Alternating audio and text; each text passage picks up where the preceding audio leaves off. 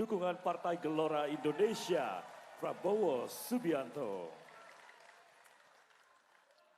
Bismillahirrahmanirrahim. Assalamualaikum warahmatullahi wabarakatuh. Selamat pagi. Salam sejahtera bagi kita semua. Shalom, Om Swastiastu, Namo Buddhaya, salam kebajikan. Yang saya hormati, yang saya banggakan, dan yang saya cintai, Saudara Anies Mata, Ketua Umum Partai Gelora,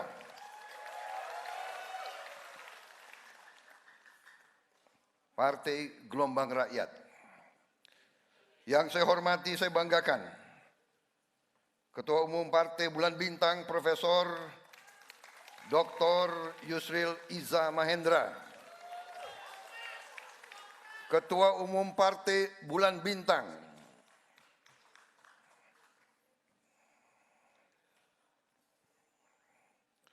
yang saya hormati, saya banggakan, Wakil Ketua Umum Partai Gelora, Saudara Fahri Hamzah,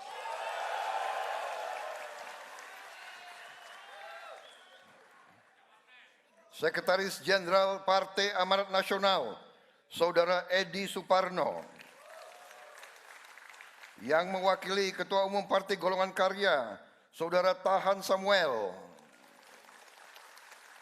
Sekretaris Jenderal Partai Gerindra beserta jajarannya, Saudara Ahmad Muzani,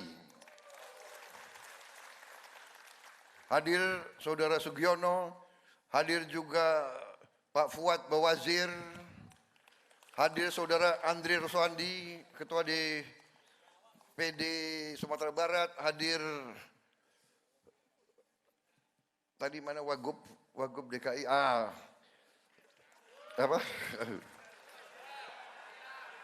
Ariza, mantan Wakil Gubernur DKI, Saudara Haikal, anggota DPR RI, kemudian Ibu Susi, kemudian Wakil Ketua Umum, kemudian Wakil Ketua Dewan Pembina kita, Komisaris Jenderal Polisi, Purnawirawan Iwan Bule,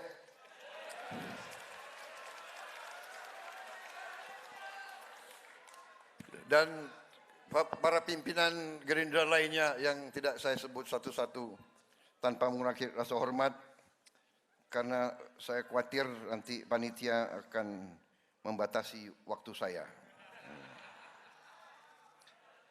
Saudara-saudara sekalian, saya buka dengan pantun. Oh, adik-adikku dari PSI. Sorry. Ini kok saya nggak buka halaman kedua ini. Sorry, ini salah saya ini, aduh. Wakil Ketua Umum Partai Bulan Bintang, Saudara Norman Zainal. Sekretaris Majelis Suryo, Partai Bulan Bintang, Saudara Jurhum. Ketua Dewan Pimpinan Pusat Partai Solidaritas Indonesia, Ibu Sheryl Tanzil. Tapi tadi saya sudah kasih tangan khusus, ya kan? Lama juga ya. Kalian perhatiin aja.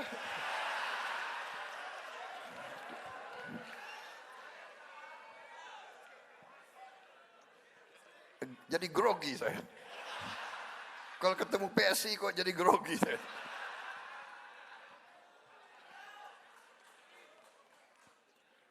Ketua Dewan Pimpinan Pusat Partai Solidaritas Indonesia, Imelda Purba. Sekretaris Jenderal Partai Gelora, Mahfuz Siddiq. Bendahara Umum Partai Gelora, Ahmad Riyadi. Paling penting ini bendahara. Harus diawasi Pak Fahri. Jangan lari ke genting ini. Tapi kalau Gelora kita yakin lah, ya kan? Ketua umumnya Ustadz, bagaimana itu? Ustadz yang brilian dan moderat. Nah ini yang dibutuhkan Indonesia ini.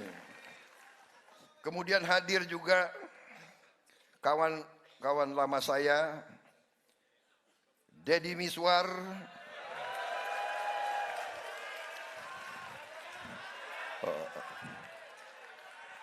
saya lebih kenal dengan nama Naga Bonar. Naga Bonar. Dan saudara Deddy Gumelar, lebih dikenal dengan nama Miing. Saudara-saudara, terima kasih kehormatan yang diberikan kepada saya. Hari ini benar-benar saya sekali lagi merasa sangat terharu,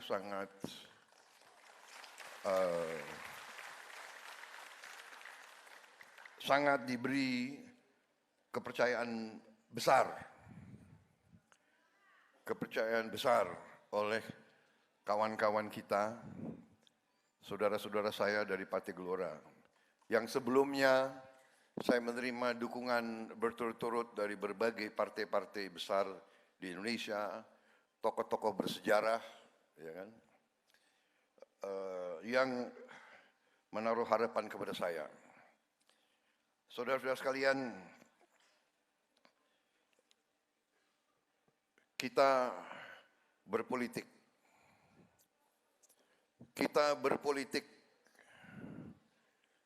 Kita harus mengerti, enggak saya karena sudah terlanjur serius, pantunnya belakangan.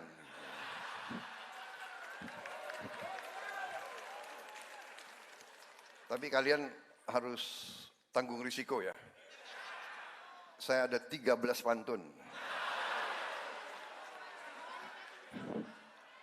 Saudara-saudara sekalian, kita berkumpul di sini pada hari libur. Kita berpolitik. Berpolitik dalam arti yang murni, dalam arti yang terbaik. Artinya kalau kita belajar di sekolah,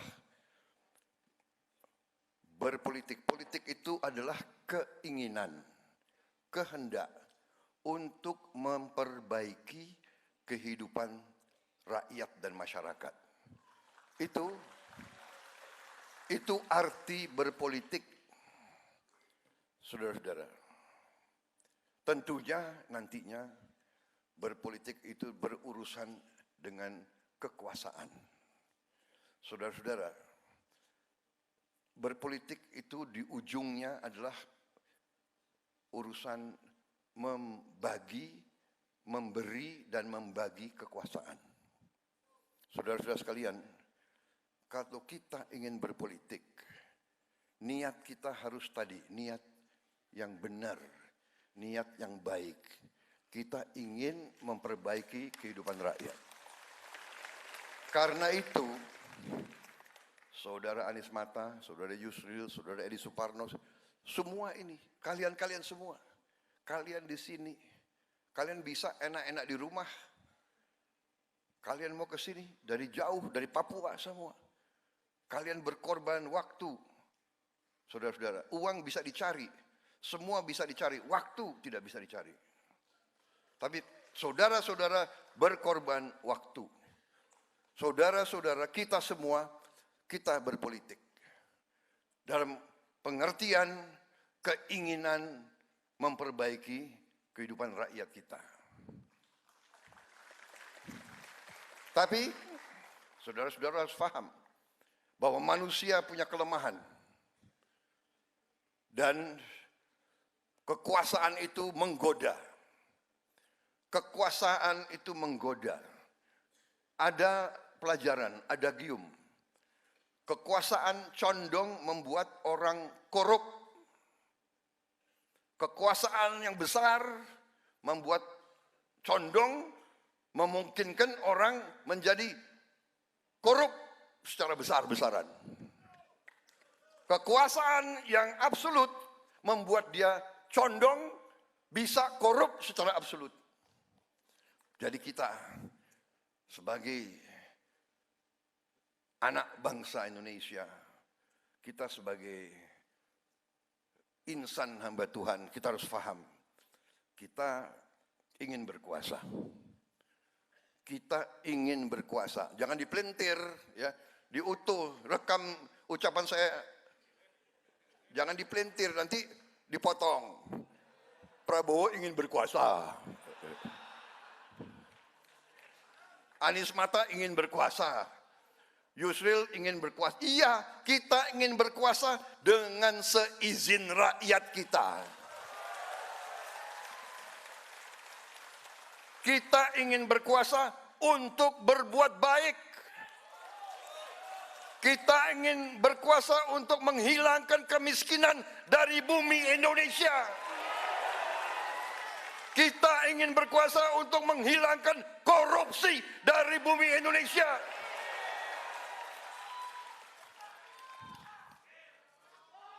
Kita ingin berkuasa untuk menjamin tidak ada anak Indonesia yang lapar. Tidak ada anak Indonesia yang tidak bisa minum susu. Tidak ada orang Indonesia tidak bisa berobat. Dan tidak ada lagi orang-orang sepuh, orang-orang tua yang harus bekerja dengan tidak menentukan apa penghasilannya. Itu keinginan kita. Karena itulah kita ingin berkuasa, saudara-saudara sekalian. Saudara-saudara sekalian, kita bersyukur bahwa 78 tahun kita merdeka, ratusan tahun kita berjuang untuk bebas dari penjajahan. Bukan kita ke negara lain, bangsa-bangsa lain ke kita. Bukan kita yang mengusik orang lain, mereka datang ke kita. Mereka datang ratusan tahun, mereka ambil kekayaan kita. Kita berhasil merebut kekuasaan dan kita mendirikan sebuah republik. Dan sekarang melalui perjuangan yang berat, ratusan tahun kita diadu domba, divide et impera, pangeran lawan pangeran, sultan lawan sultan, suku lawan suku, kelompok etnis lawan kelompok etnis, terus tidak ada berhentinya. Alhamdulillah, pemimpin-pemimpin pendiri bangsa kita melalui pasang surut, melalui kesulitan, melalui hambatan, melalui tantangan kita berhasil terus mengatasi krisis demi krisis. Dan tadi selalu terjadi kearifan. Tidak kita teruskan dendam, benci, persaingan kita anggap sesuatu yang wajar. Kita selalu berusaha menghindari konflik. Karena ternyata itulah pelajaran sejarah peradaban manusia. Kemakmuran hanya bisa datang dengan kerjasama antara pemimpin-pemimpin bangsa itu. Kalau kita sekarang tidak mau belajar dari sejarah itu, terutama kelompok pemimpin, kalau kita sekarang masih mau mengutamakan kepentingan kelompok, kepentingan pribadi, kepentingan golongan, saya kira akan kecewa rakyat kita semuanya. Rakyat Indonesia sebagaimana rakyat-rakyat lain di dunia mendambakan, menuntut sebenarnya pemimpin-pemimpin yang baik, pemimpin-pemimpin yang arif. Terima kasih tadi penghormatan diberikan kepada saya juga merasa selalu saya serba kurang.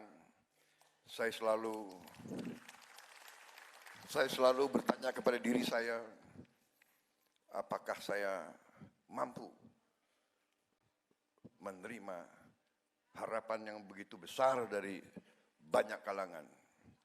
Tetapi sebagai seorang anak bangsa yang dari sejak muda, saya telah bersumpah untuk memberi jiwa dan raga saya untuk rakyat dan bangsa Indonesia.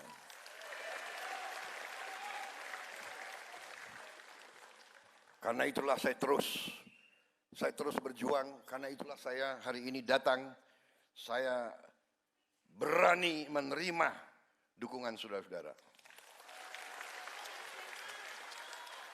Seorang pejuang politik agak berbeda sedikit dengan hanya sekedar politisi. Saya percaya dari sepak terjang kawan-kawan saya yang saya lihat di sini, karena saya kenal cukup lama. Saya Pak Anies Mata, saya kenal lama. Fahri Hamzah lebih lama lagi. Dari sejak menjadi mahasiswa, anak muda, ya kan? Yang rodo-rodo, dulu sering provokasi. Sampai sekarang masih rodo provokator. Tapi saya lihat ada benang. Ada suatu idealisme, ada suatu cita-cita. Saya kenal Pak Yusril, saya kenal, ini kawan-kawan lama semua saya kenal lama. Ada cita-cita, ada kehendak, ingin berbuat yang baik, ingin memperbaiki yang kurang baik. Ini yang saya lihat. Dan karena itu, saya berani menerima dukungan saudara.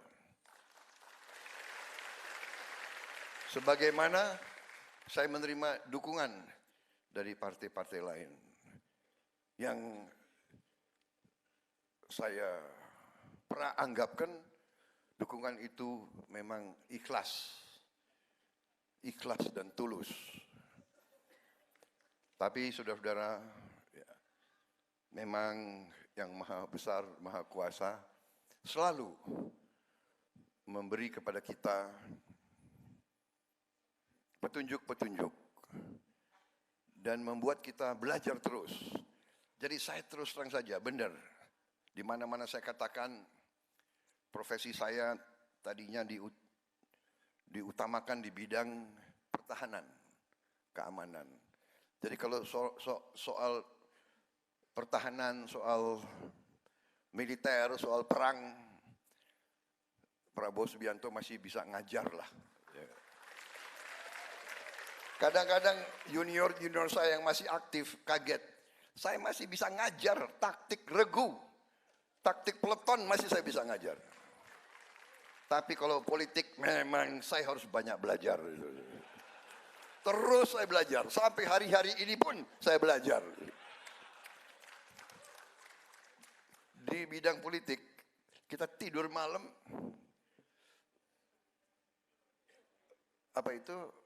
hati kita kadang-kadang dak-dikduk. Apa terjadi besok pagi? Tapi karena kita sudah banyak mengalami dan kita kembali semua, kita pasrah, kita jalankan apa yang kita merasa itu benar. Saudara-saudara sekalian, jadi koalisi kita ya di ujungnya, oke, nama masih bisa kita atur-atur kan, what's in a name kan, benar nggak? Tapi logika saya itu nama yang baik karena kita berada di jajaran timnya Pak yang dipimpin selama ini oleh Pak Joko Widodo. Kita percaya beliau meletakkan dasar-dasar yang baik untuk ekonomi ke depan, ya kan? Saya sejak saya menjadi menteri dalam kabinet beliau, saya hadir setiap kabinet, saya diskusi, saya melihat arah pemikiran beliau, arah kebijakan beliau, saya yakin itu adalah semua didasarkan atas komitmen beliau untuk tanah air, nasionalisme beliau, cinta tanah air beliau, keberpihakan beliau kepada orang miskin, orang kecil. Jadi saya dengan dasar itu, ya saya merasa terserah dulu mungkin kita rival, tapi sekarang kita harus kerjasama demi kepentingan rakyat kita. Karena yang saya belajar dari sejarah, tidak mungkin ada kemakmuran tanpa perdamaian. Tidak mungkin. Saya ahli, saya belajar sejarah perang. Tidak ada kemakmuran. There is no prosperity without peace. Dan perdamaian itu bukan hadiah bukan duren jatuh dari pohon. Bukan hadiah dari perdamaian adalah upaya kita, terutama upaya pemimpin-pemimpin untuk mencapai perdamaian. Perdamaian memerlukan, memang tadi, perdamaian memerlukan jiwa besar. Pak Jokowi punya jiwa besar mengajak saya. Saya pun ditentang tadinya bergabung. Ditentang saya oleh pengikut-pengikut saya sendiri.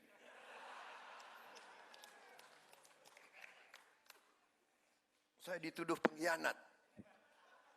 Memang akhir-akhir ini memang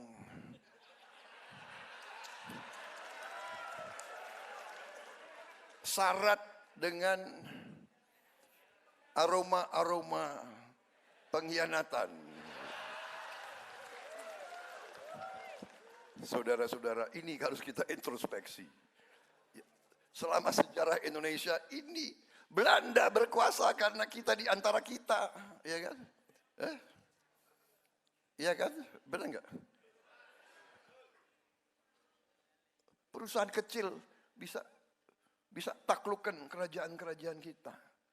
Karena pangeran-pangeran itu, benar nggak? Sibuk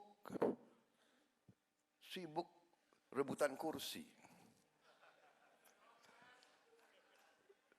Sultan meninggal, putra-putranya perang, dia putra kandung perang. Sudah ini pelajaran, nampaknya kita masih harus belajar terus, saudara-saudara sekalian. Jadi saya dituduh pengkhianat oleh pengikut saya. Karena saya mau bergabung dengan Pak Jokowi. Akhirnya ya saya harus menjelaskan. Lama-lama mereka faham.